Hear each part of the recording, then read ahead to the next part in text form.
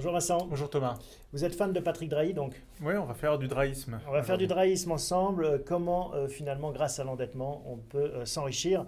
Vous allez nous expliquer comment profiter de ce contexte finalement de taux bas. Tout à fait, c'est exactement ce que fait Patrick Drahi aujourd'hui. Il profite des taux extrêmement bas pour acheter des cibles finalement, Des actifs. des actifs qui vont lui rapporter plus que le taux d'endettement auquel du coût d'endettement auquel il se situe.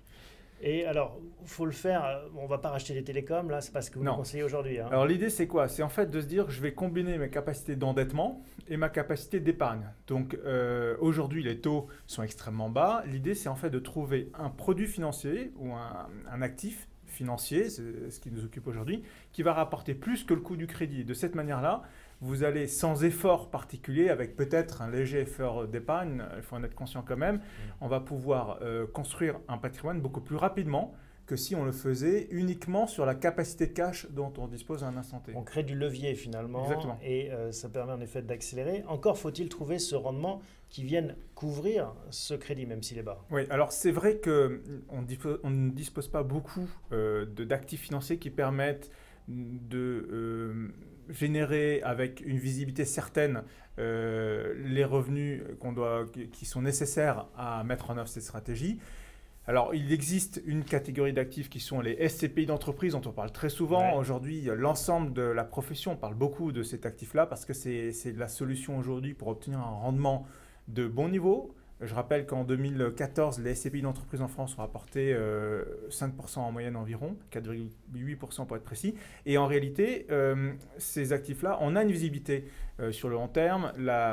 Les sous-jacents, donc les entreprises qui louent des bureaux et qui se retournent vers ces sociétés qui gèrent ces actifs-là, généralement, elles signent des baux pour de très nombreuses années. Et donc, il y a une inertie, en fait. Il y a une inertie, il y a une visibilité, il y a peu de volatilité, il y a une maîtrise vraiment du modèle économique. Donc 4,5-5% d'un côté de rendement, et en face on le finance avec un coût du crédit à combien? Voilà, qui est aujourd'hui autour de entre 2,5 et 3% selon les Vous nous les avez solutions apporté qu'on trouve. Ouais, un tout à fait. tableau, on va le découvrir ensemble avec quelques exemples concrets. Alors ce qui est intéressant aujourd'hui de rappeler aux gens qui nous suivent, c'est que, et c'est ça la vraie nouveauté, jusqu'à présent c'était un peu le parcours du combattant pour aller financer à crédit. Nous ça fait longtemps qu'on rabâche les oreilles de nos clients pour leur dire il y a une occasion énorme aujourd'hui d'acheter des SCPI à crédit. Simplement, on avait du mal à mettre en face des SCPI le crédit qui fonctionnait bien, soit parce que les banques exigeaient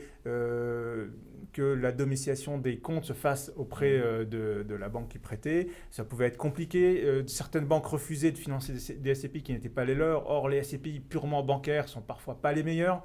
Donc, en fait, on avait un peu de mal. Et aujourd'hui, il y a 3 acteurs majeurs qui proposent, en fait, des acteurs qui gèrent des SCPI, qui proposent aux épargnants à travers notamment des conseillers en gestion de patrimoine comme nous, qui ont décidé de monter leur offre packagée. Et qui sont décorrélés justement de leur SCPI maison ou pas? Non, là il faut acquérir leur SCPI, mais en mixant en fait ces 3 solutions, on a la possibilité de diversifier finalement, d'autant plus que ces offres de crédit sont assez facilement, il est assez aisé de les mettre en œuvre, et en quelques jours on peut avoir la réponse donc, sur le dossier de crédit. Donc voilà, en fait, les 3 donc là on a les 3 acteurs, donc Amundi qui a monté son offre avec, c'est pas Amundi qui finance les SCPI, c'est très important de le comprendre, mais c'est une filiale du Crédit Agricole qui est CASF, qui est la filiale en fait qui s'occupe du crédit à la consommation. C'est un peu la même maison. C'est la même maison, Amundi étant une filiale en partie du groupe Crédit Agricole. Après, on a la Française AM qui possède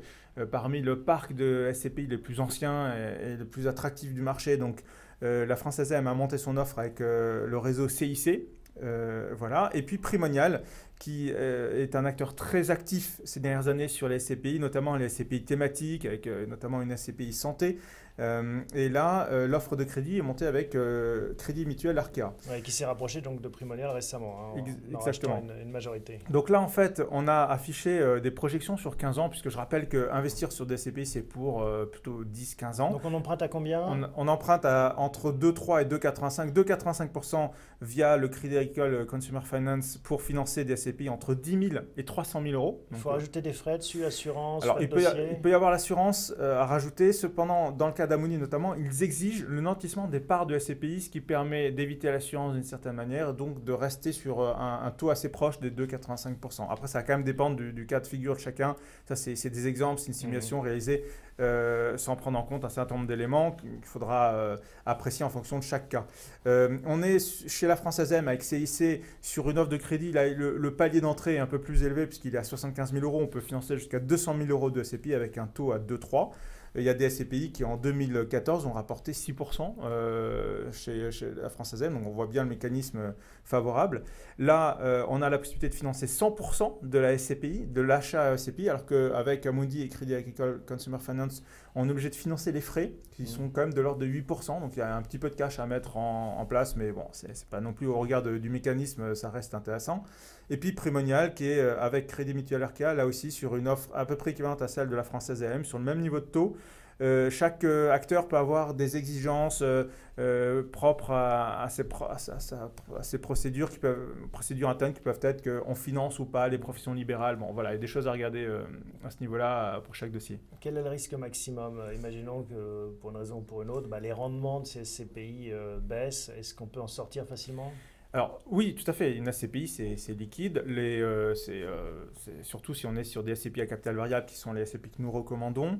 Il peut arriver que dans le cas d'une crise grave sur le marché de l'immobilier d'entreprise, il y ait des difficultés à revendre les SCPI. Il faut en être conscient, mais on a traversé un certain nombre de crises depuis 2007-2008 et on n'a jamais rencontré cette problématique-là. Par ailleurs, il se pourrait effectivement que le rendement baisse. Aujourd'hui, on est sur des rendements autour de 5%. Il faut avoir en tête aussi que là, avec l'attrait fort et l'engouement de l'ensemble du marché des épargnants qui se ruent vers les SCPI d'entreprise, les valeurs de part augmentent, le rendement baisse légèrement, mais on a quand même une visibilité, comme je l'évoquais au début de mon intervention, sur les revenus.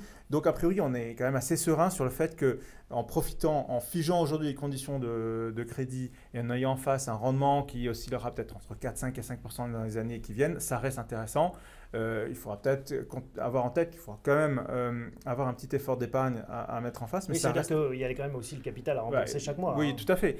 J'ajoute aussi qu'on a la possibilité de déduire les intérêts d'emprunt et donc ça vient de son améliorer impôt sur le revenu. Voilà, de son impôt sur le revenu et ça vient améliorer la rentabilité de l'opération. Donc on a vu ces montages avec des partenaires que vous avez identifiés qui ont toute l'offre. On ne peut pas le faire avec n'importe quelle banque, c'est pas ce que vous recommandez? Alors c'est plutôt difficile parce que généralement les conditions bancaires de crédit peuvent être plus compliquées. La banque va exiger que vous éventuellement vous transfériez, vous domiciliez vos comptes dans cette banque-là. D'autre part, la sélection de la SCPI dans les banques pures n'est pas toujours aussi rentable que celle qu'on peut trouver chez les acteurs indépendants comme ceux qu'on vient d'évoquer, mais ça reste sur le papier tout à fait faisable aussi. Alors on sait, vous aimez bien et on aime bien dans cette émission par remplacement aussi découvrir des astuces ensemble. Vous nous en avez déniché une là. Alors, une autre astuce un peu du même acabit, c'est-à-dire qu'en fait, on a parlé des SCPI finançables à crédit. Aujourd'hui, il faut avoir en tête que toute personne qui détient un contrat d'assurance vie a la possibilité d'utiliser également ce stock d'épargne pour demander à son assureur une sorte d'avance, c'est ce qu'on appelle une avance.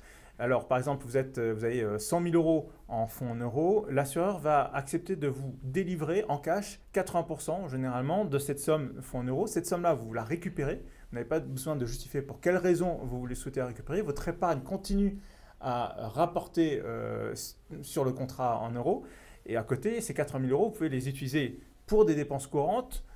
C'est un peu comme un crédit, je vais y venir. Mais donc les 100 000 continuent à travailler voilà. Et on me prête 80 000, c'est une espèce d'hypothèque en fait. Tout à fait. En fait, la compagnie d'assurance vie qui vous fait une avance se garantit sur votre épargne d'une certaine manière, elle se protège avec votre épargne, mais ça va avoir un coût. Aujourd'hui, selon les contrats, on est sur des taux, des taux qui sont de l'ordre de 8% à 3%. Donc là aussi, on est assez proche des niveaux. On est son propre banquier. On est son propre banquier, et ça permet aussi d'aller faire un effet de levier sur son épargne, grâce à son épargne, pour aller éventuellement investir sur d'autres produits financiers. Il faut être prudent quand même, il ne faut pas le faire sur n'importe quoi, il faut avoir en tête aussi il ne faut pas le faire pour acheter des actions si on n'est pas si on n'est pas Patrick Drahi. Voilà, si on n'est pas un gérant aguerri, parce que là on peut prendre des risques importants et se retrouver coincés. Par contre, il faut avoir en tête aussi que ce sont des possibilités qui, normalement, sont possibles pour une durée de 3 ans, selon les compagnies d'assurance vie, renouvelables une fois. Donc, on peut s'endetter de cette manière, on peut avoir une avance pour une durée de 6 ans. Donc, il faut en face que le sous-jacent sur lequel on va investir ait également une durée de vie, entre guillemets, de 6 ans maximum, si on veut que ça se goupille bien. Voilà. Eh bien, parfait. Merci beaucoup, Vincent, pour toutes ces explications et ces astuces. On se retrouve dans un mois. Exact. Restez avec nous. On va retrouver pour l'instant Shagir Manji de H Gestion qui va nous expliquer comment se porte son fonds, le fonds qu'il gère donc pour le compte de bienprévoir.fr, en l'occurrence Minéral Patrimoine. À tout de suite.